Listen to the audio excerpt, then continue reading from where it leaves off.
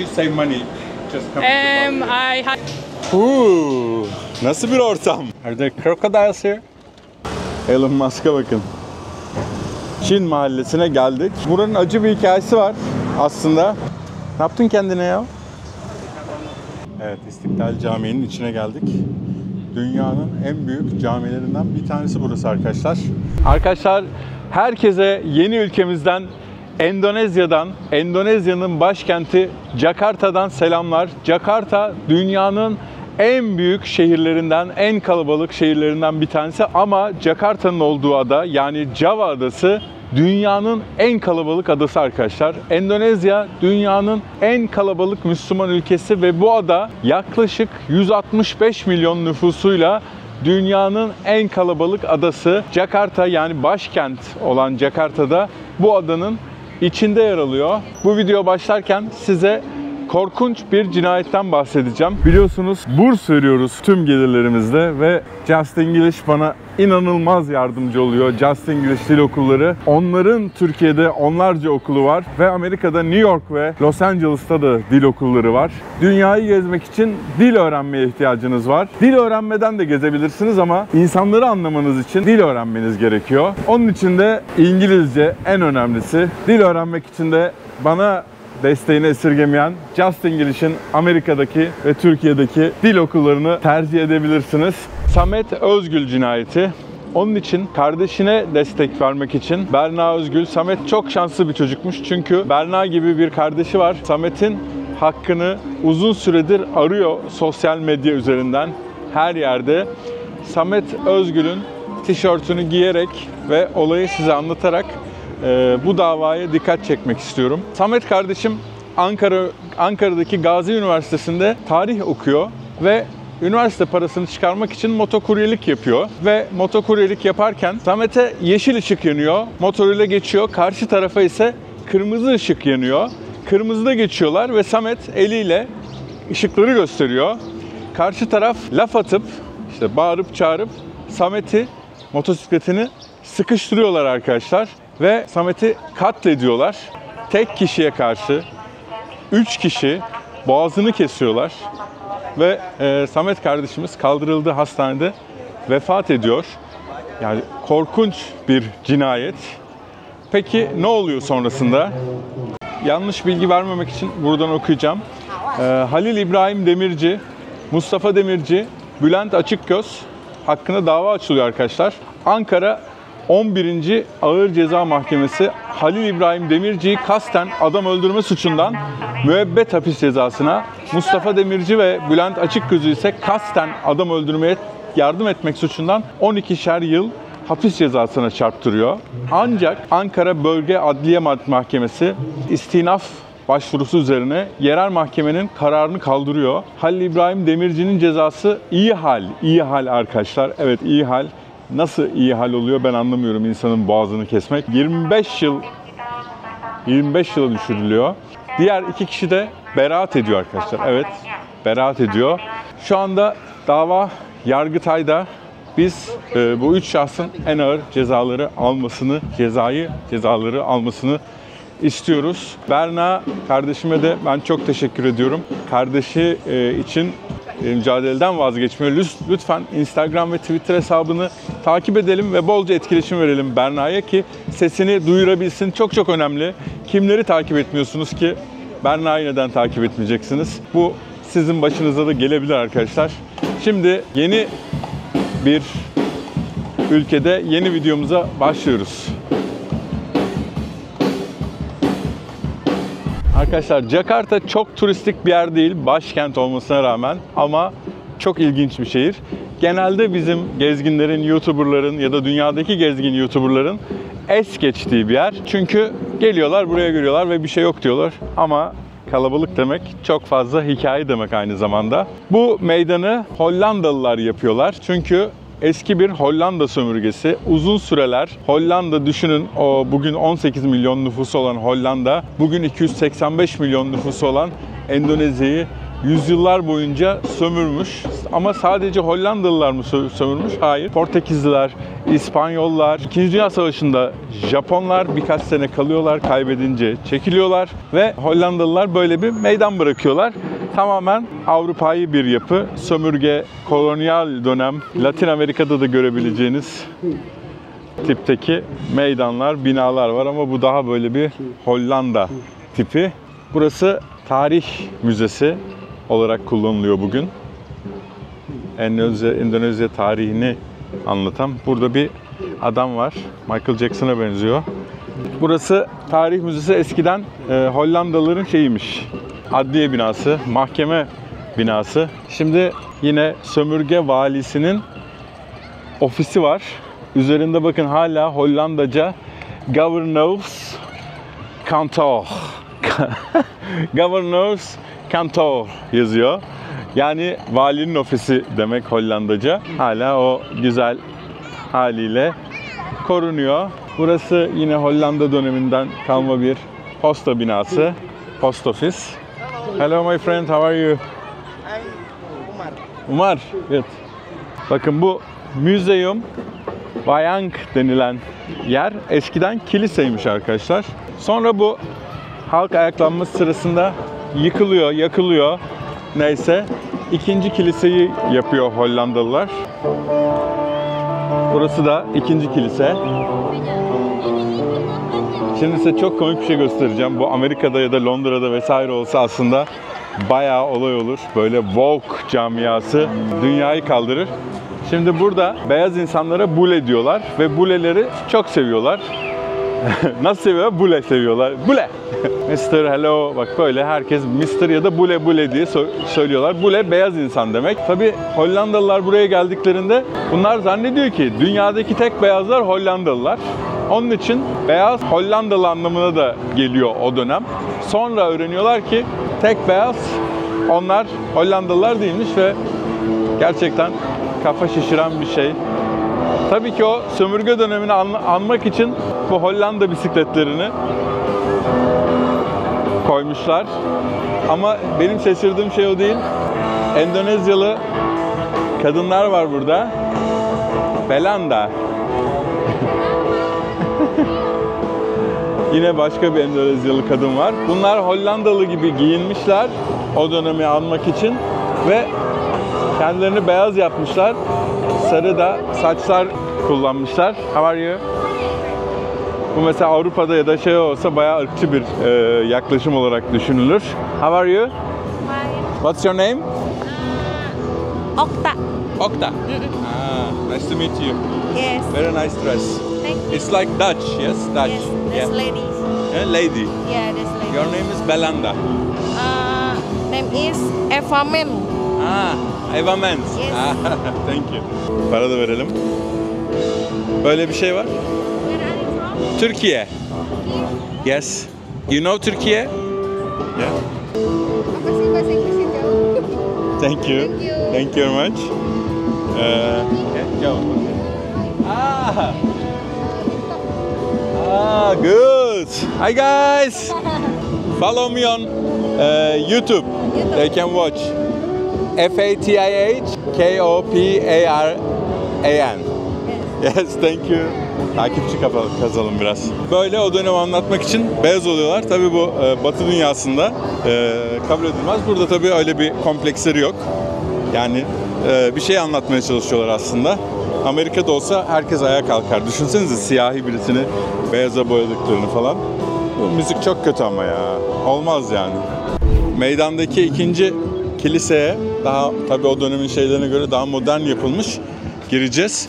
Bu kilisede ilginç bir durum var. Hala. Hi, how are you? I'm good, thank you. How are you? Can I film? Yeah, just a little bit. How are you? Ha, bakın canlı müzik diyor.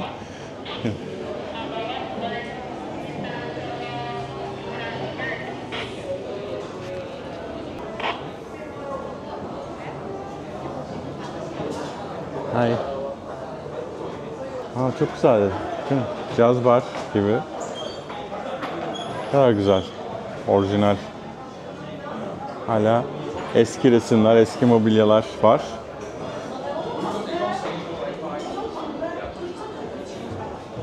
Ve o şeyi hissediyorsunuz gerçekten.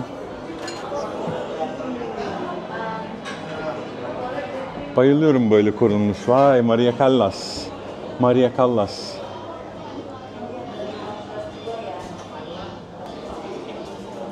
Hi, hi, hi. Yes. Just filming a bit. No, no. Later we will come. After filming we will come. Yeah. Winston Churchill'in şeyi var. How are you guys? Hi. Oh. Çok güzel.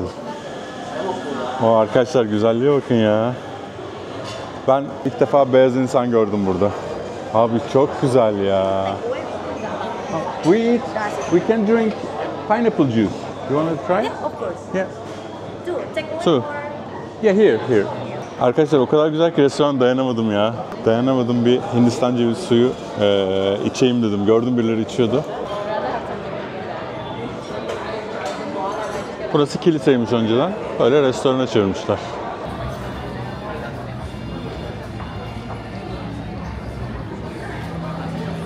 Ananas suyu. Ben Hindistan cevizi diye aklımdan geçti de. Ödeme olur arkadaşlar.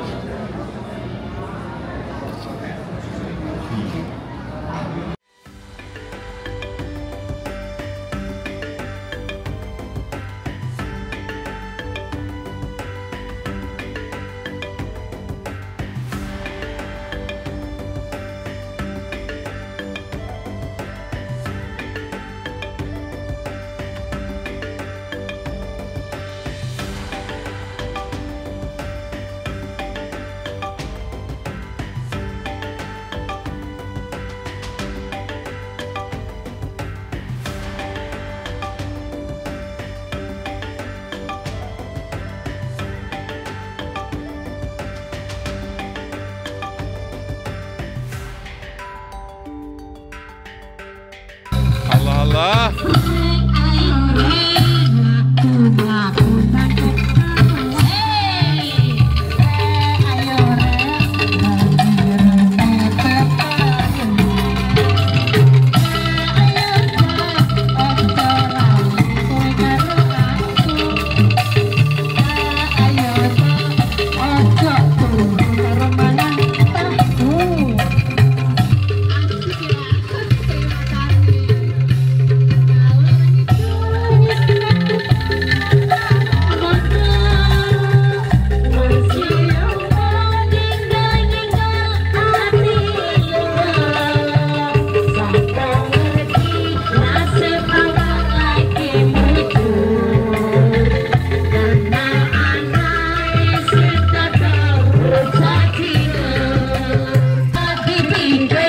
Yılan dansı.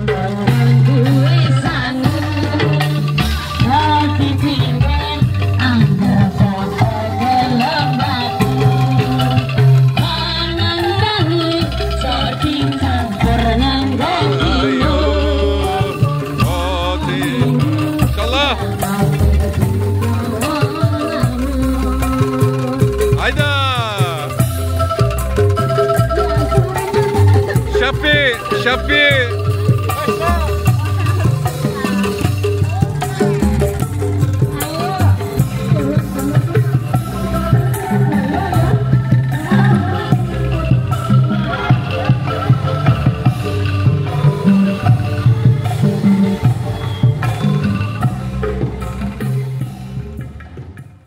Kota şehir demek. Kota Kinabalu diye bir şehre gitmiştim Malezya'da. Bahasa dili kullanıyorlar ve Bahasa Endonezya'da en çok kullanılan dil ama çok fazla dil var. Şimdi belki önden geçeceksiniz. Müzeum Mandiri diyor. Bir müze var burada.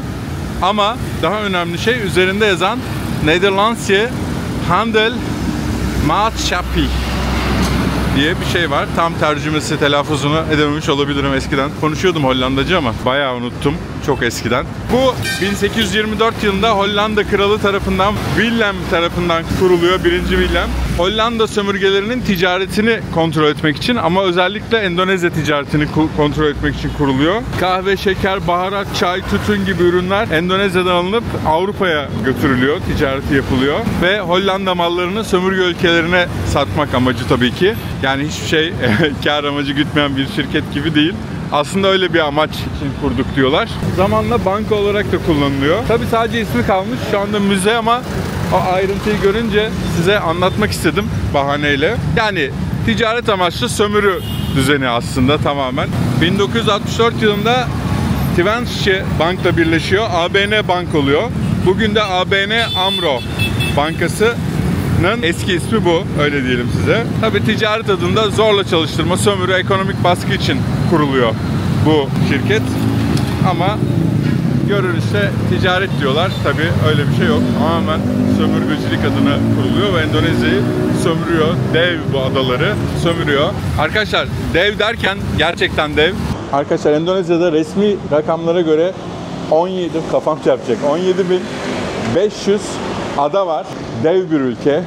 Tabii Hollanda bu dev ülkeyi sömürüyor. Bugünkü zenginliğinin temel sebeplerinden bir tanesi bu. 1300 etnik grup var arkadaşlar. Javalılar %40'ını oluşturuyor. Sundalar, Malaylar, Bataklar, Madurlar, Bugiler, Dayaklar vesaire vesaire birçok büyük grup var. 700'den fazla yerel dil konuşuluyor. Papua vesaire gibi yerler dışında, Papua'nın yarısı Endonezya'ya ait. Yerler dışında aşağı yukarı herkes Bahasa dilini konuşuyor. Bu ülkenin resmi dili gibi ama birçok dil var. 700 üzerinde. Etnik grup sayısı 1300 arkadaşlar. Mesela Bali'de Balice konuşuluyor. Burada Sundaca, Java dili ve böyle birçok dil konuşuluyor. Tabi adalar o kadar uzak ki birbirine. Bir tanesi yani Papua'nın yarısı Endonezya, diğeri Papua Yeni Gine. Kocaman bir adadan bahsediyoruz. Endonezya dünyanın 4. en kalabalık ülkesi arkadaşlar. İlki Hindistan oldu, Çin'i geçti.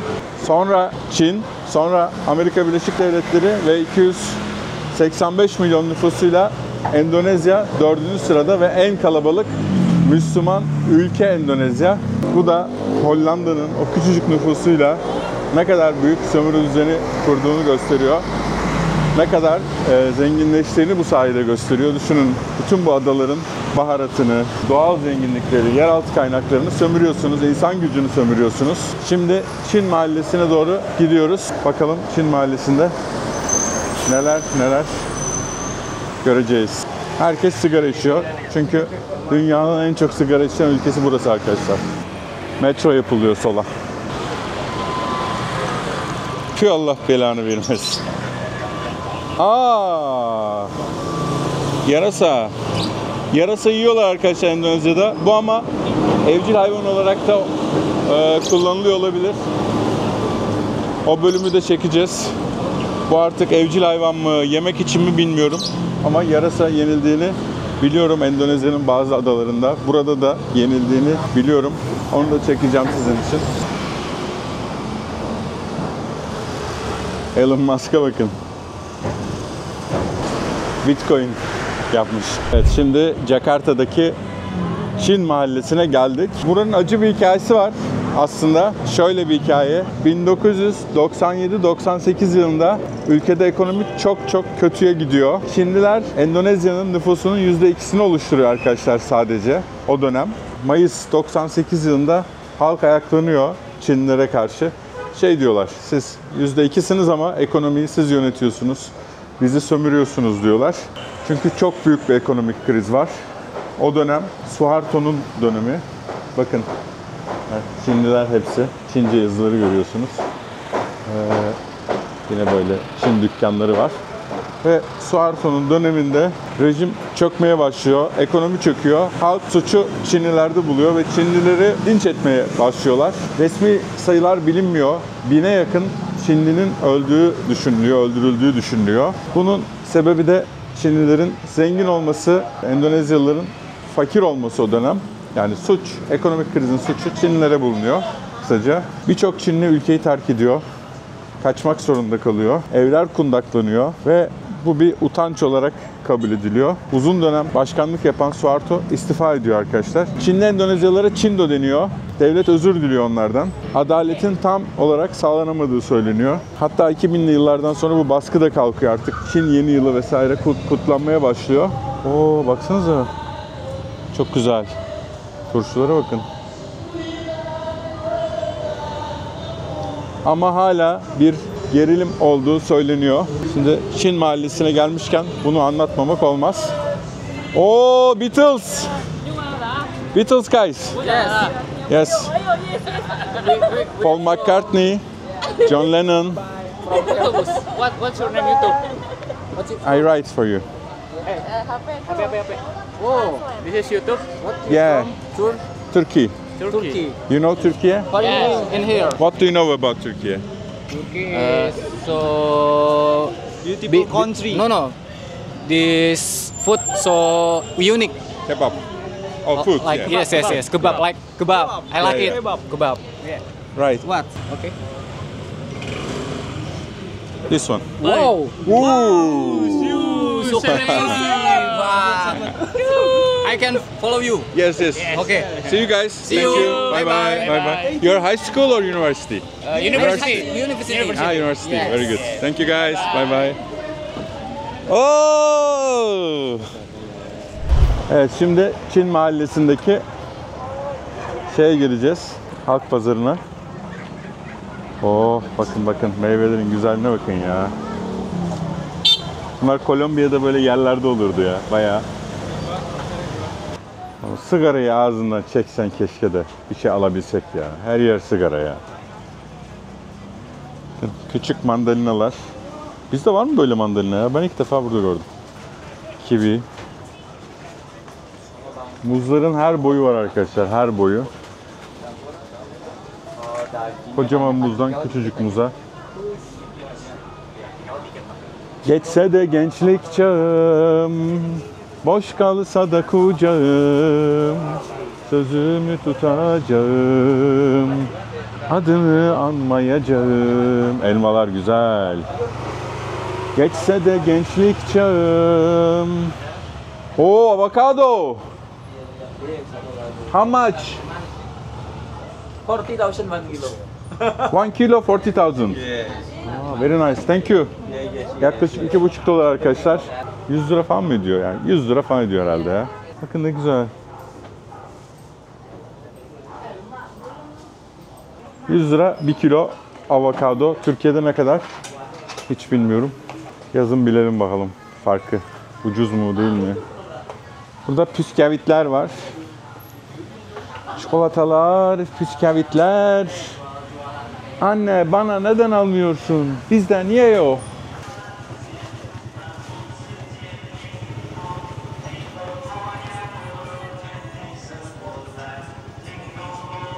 Dingo ho, dingo ho, dingo ho. Nereye girdik ya la? Abo! Abo! Oh! Burada takı toptancıları var. Sahte takılar tabii bunlar. Evet, toptancıların şeyine girdik ya. Fare kapanı mı o, ne ki acaba? Ne lan?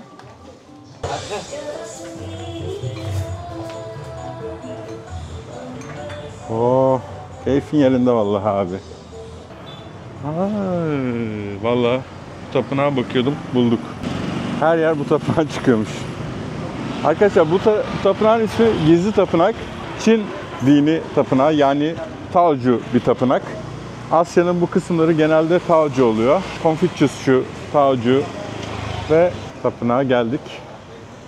Şarıl şarıl, ışık ışıl, ışıl ışıl bir tapınak.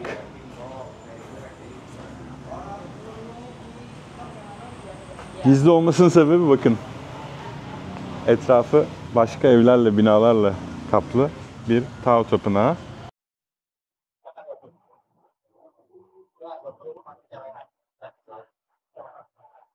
Ejderhalar, tütsüler.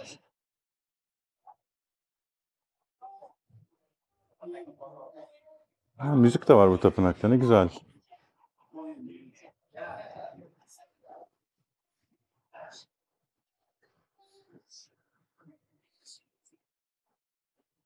Ne güzel bak, pembe. Çok güzel renklenmiş.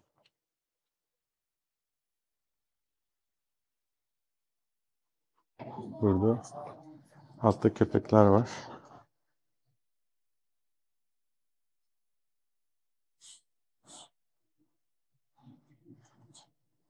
Burada da dilek ağacı gibi bir şey var. Dilek tapınağı gibi.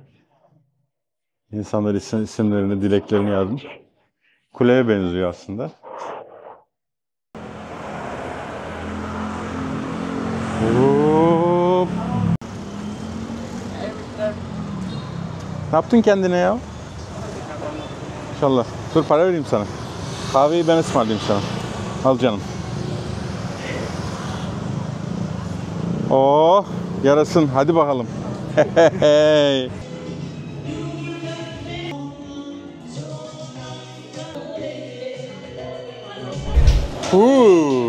Nasıl bir ortam? Muhteşem. Çin baharat dükkanı var. Ne kadar enteresan.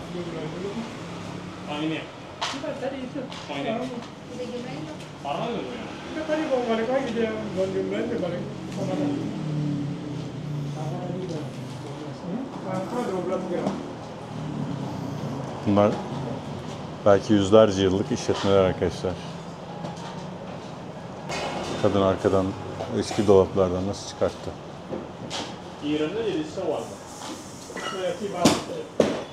Kendi aralarında da Çince konuşuyorlar. Dillerini unutmamışlar. Çin mahallesinde bir dondurmacı abimiz var. Ne enteresan dondurma. Yes, very good. Ice cream! Aa! Evet, arkadaşlarla buraya geldik. Şimdi biraz zorlu bir yolculuk bekliyor bizi. Hollandalı arkadaşlarla. Merhaba. Geçebilir miyim? Oradan mı geçeyim? Tamam. Tamam. Yes, thank you. So how are you guys?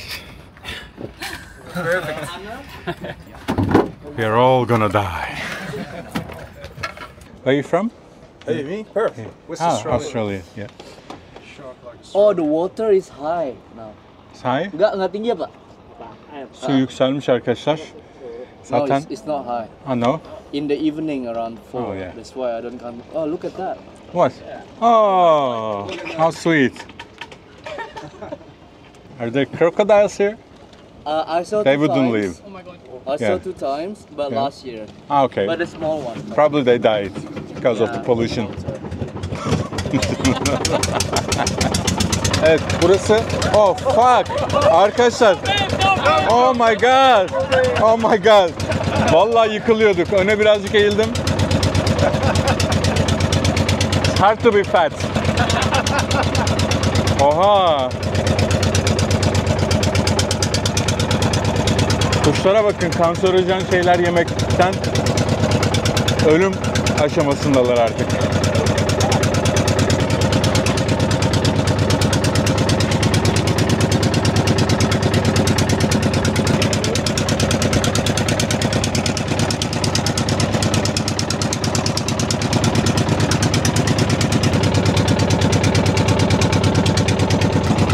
Bakın burada gemiler var.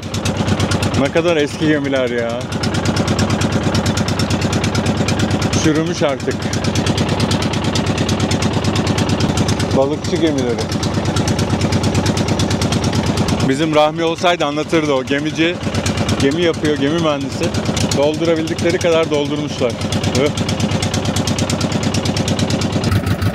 Çocuklar yüzüyorlar.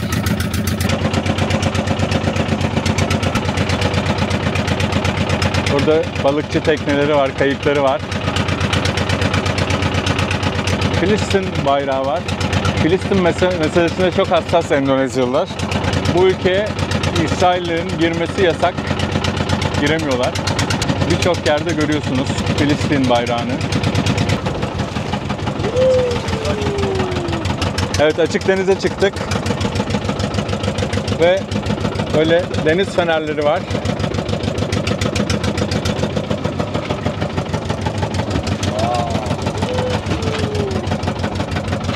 Bu da bizim fotoğrafımızı çekmekle meşgul sabah akşam. Burada ölürüz ya. Burada balığı yakalamamıza gerek yok arkadaşlar. Balık zaten pislikten ölmüş. Şöyle tam bir tetanoz olmak için ideal bir şey. Böyle yerlerde ellerinize tuttuğunuz yerlere dikkat edin arkadaşlar. Tetanoz olursunuz. Oh, nice. Oh, we go down, up and down. Oh, selamat datang. Ay. Böyle. Çivilere dikkat. Teyzemin manzarası ne güzel, kuşu da var.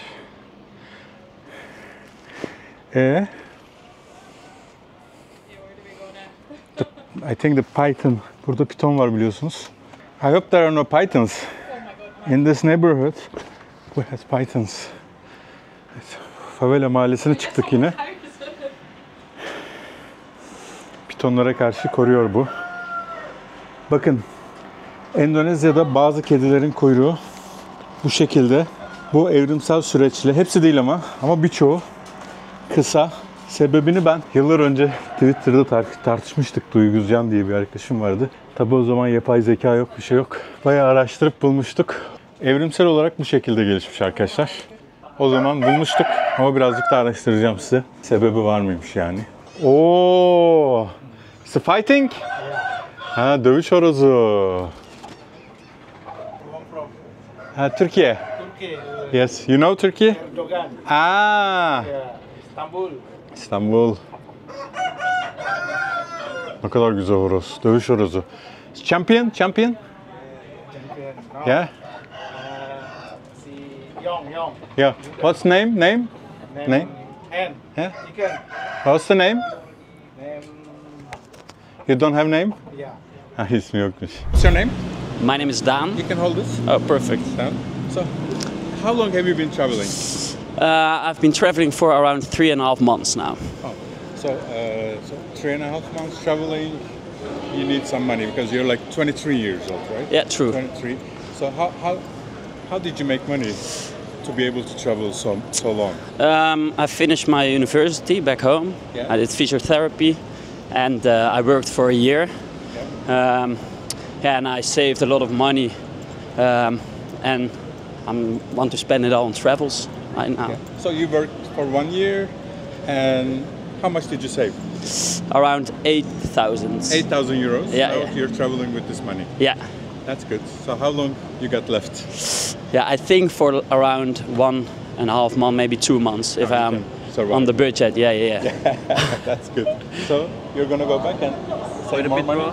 Yeah, I think so. Save Thanks. more money? Yeah, my plan is to do it for like half a month, Yeah. of half a year in total, and go back home and save again, and maybe go travel again. Okay, that's very good. Yeah, Thank you very much. no worries. Thank you. Thank you. Your name is Charlotte. Charlotte. You're from Stirling. Stirling in Scotland. Scotland. Yep, I called it. So how long are you planning to travel for? I'm 2 weeks in Indonesia, Yeah. and then until June, then end of June, all over Australia. Yeah. I'll find a job in Australia, and then go travel after I have my job. What kind of job are you gonna be? I got the working holiday visa, so I'm hoping to find something with accommodation. So maybe in the ski resort in Australia. Really? Yeah. There's ski resorts in Australia, in Victoria and New South Wales. How did you save money just coming to Bali? I had a job. I finished university, and then I done like an internship, like kind of corporate, and I was like, I'm not ready to commit to this. So then I got a job as just a delivery driver because I like driving about. You were delivering like Just parcels, parcels. I'd have done that for 6 months, All right. just to save for traveling, and yeah. So how much did you save? It's a bad thing. Maybe like £3,000, so that's like 6,000 Australian dollars. So just to be able to come here and travel. Exactly. Thank you, Charlotte. No worries. We're gonna be famous.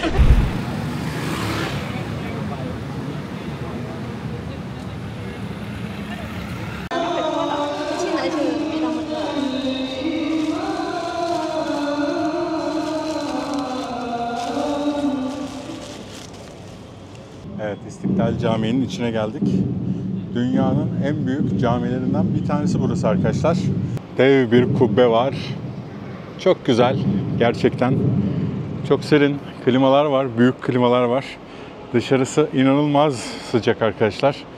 Öyle böyle değil. Şimdi ben size suratımı göstereceğim, anlayacaksınız. Ve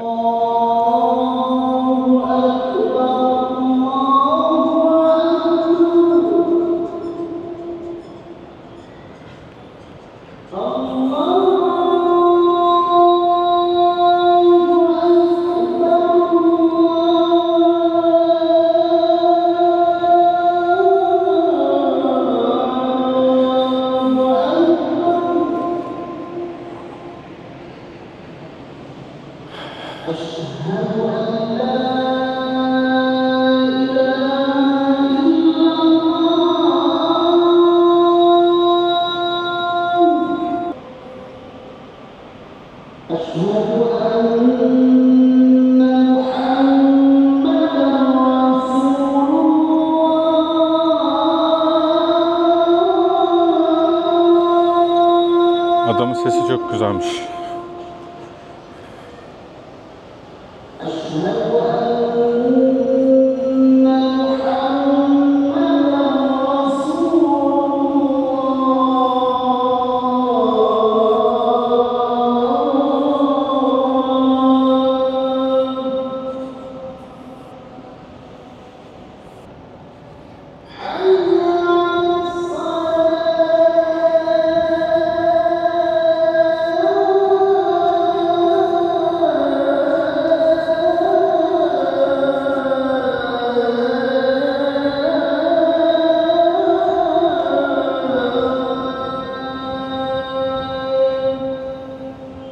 Şu anda Endonezya'nın en büyük camii, dünyanın en büyük camilerinden bir tanesi İstiklal Camii'ndeyiz. Buranın kapasitesi 200.000 kişi. 1961 olması lazım. Cumhurbaşkanı Sukarno tarafından yapılıyor ve mimarı bir Hristiyan, Endonezyalı bir Hristiyan. Muhteşem bir yapı. Çekim yapmaya izin var. Sıkıntı yok. Türkiye'denim deyince inanılmaz hoşlarına gitti. Türkleri çok seviyorlar Endonezya'da. Tabii bu aynı zamanda Endonezya'nın bağımsızlığının, yani istiklalin sembolü. 1961 yılında Sukarno yaptırıyor. 17 yıl sürüyor arkadaşlar. 1978'de ibadete açılıyor. Aynı zamanda eğitim, etkinlik alanı, sosyal faaliyetler düzenleniyor bu camide. Tabii çok büyük ama çok daha önemli bir soru var. Biz şu anda neredeyse Avustralya'ya yaklaştık. Java Adası'ndayız. Jakarta başkenti, Endonezya'nın başkenti ama Java Adası 165 milyonluk dünyanın en büyük adası. Nasıl oldu da Orta Doğu'dan çıkan İslamiyet buralara doğru yayıldı? Güneyimiz Avustralya arkadaşlar. O kadar uzaktayız. Düşünün. İslamiyet'in burada yayılması Hristiyanlık gibi değil. Yani zorla değil, kolonizasyon yoluyla değil, ticaret yoluyla geliyor ilk Müslüman tacirler. Ve bu bölgeyi, buranın batısı Banda Aceh, biliyorsunuz Aceh bölgesi, deprem olmuştu, tsunami olmuştu. Birçok insan olmuştu. Biz de yardım etmiştik. Filipinlerin güneyine kadar, bugün Tayland'ın güneyi, Malezya, namaz başlıyor. Şimdi bölüyorum ben. Devam edeceğim. Rahatsız etmemek için namaz kılanları dışarı çıktım. Serbest bu arada. Sıkıntı yok dediler ama ben yine de çıktım. Burası İstiklal Camii'nin dışı. Peki İslam nasıl geliyor bu topraklara? Ta Avustralya'nın kuzeyine kadar nasıl geliyor? 8. yüzyılda başlıyor arkadaşlar. Arap tüccarları ticaret yoluyla getirmeye başlıyor. Yavaş yavaş İslam yayılıyor. Ama asıl 13. yüzyılda Yemenliler, Mısırlılar, Ummanlılar ve Orta Asya'dan gelen Sufi tüccarlar, bakın Sufi tüccarlar, Sufizm çok önemli burada ve alimlerin etkisiyle oluyor. Tabii sosyal ve kültürel değerleri de taşıyor bu alimler, Sufi alimler.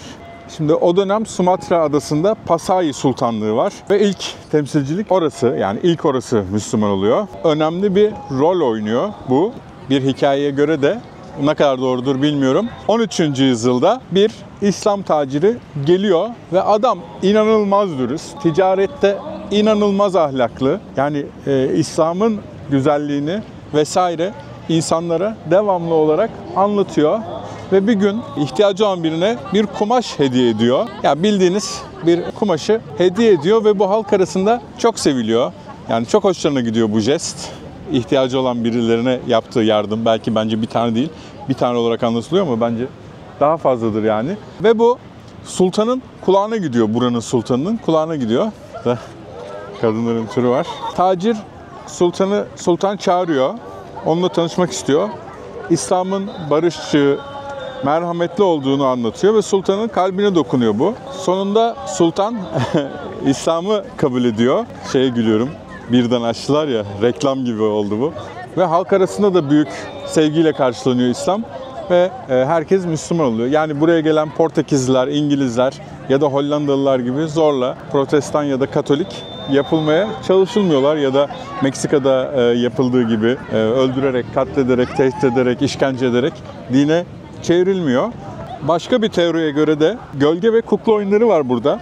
Onları da göreceksiniz bazı bölümlerde. Bu da İslam'ın mesajlarını ulaştırmak için kullanılıyor alimler tarafından. İnsanlar tabii çok seviyorlar o gölge oyunlarını. Hani bizim Hacivat Karagöz gibi düşünün. İnsanlar akşam toplanıyor, televizyon yok, internet yok. Ne yapıyorlar? Kukla oyunları izliyorlar. O kukla oyunlarında da İslamiyet'in mesajları veriliyor. Bence çok akıllıca bir taktik. Bizim Balkanlarda dervişleri yollamamız gibi Osmanlı İmparatorluğu'nun İslam'ı Balkan insanlarına öğretmesi için.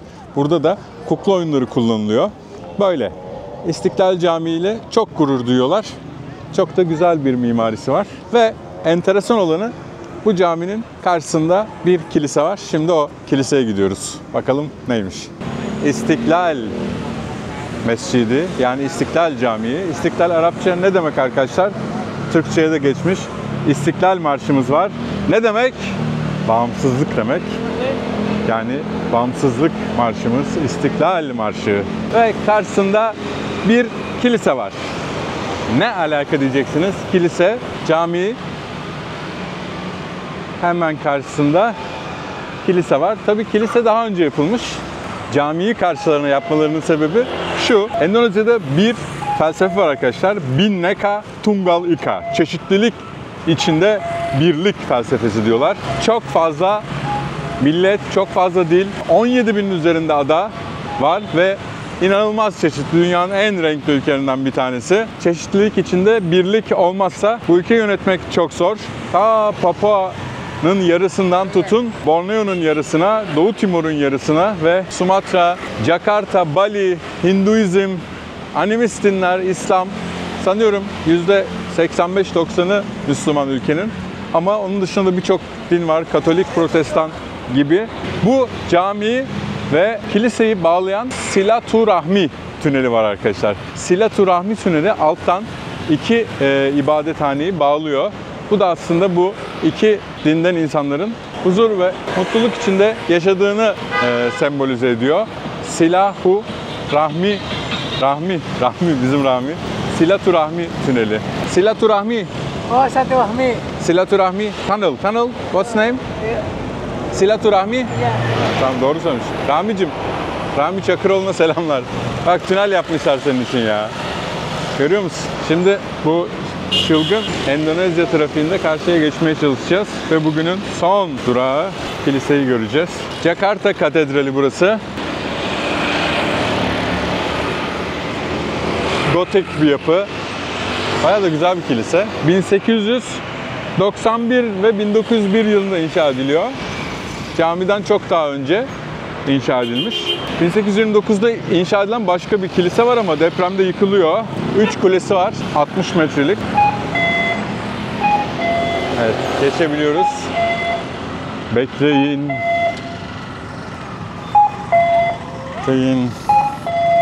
Papa geliyor.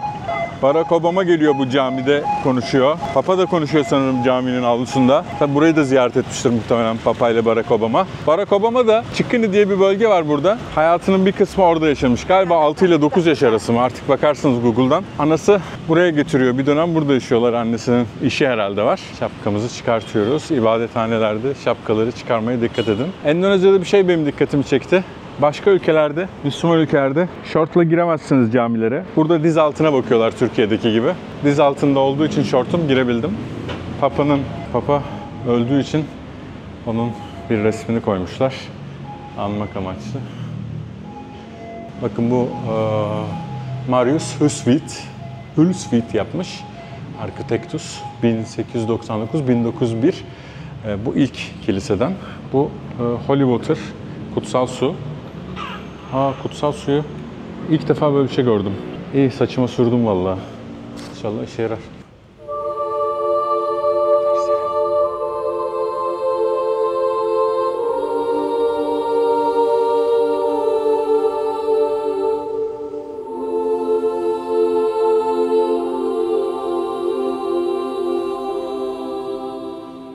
Evet arkadaşlar, bugünlük bu kadar.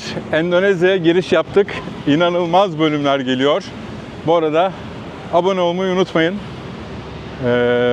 Burslarımıza katkı vermiş olursunuz. Kendinize iyi bakın. Görüşmek üzere. Yeni ülke, yeni maceralar başlıyor. Çok sıcak.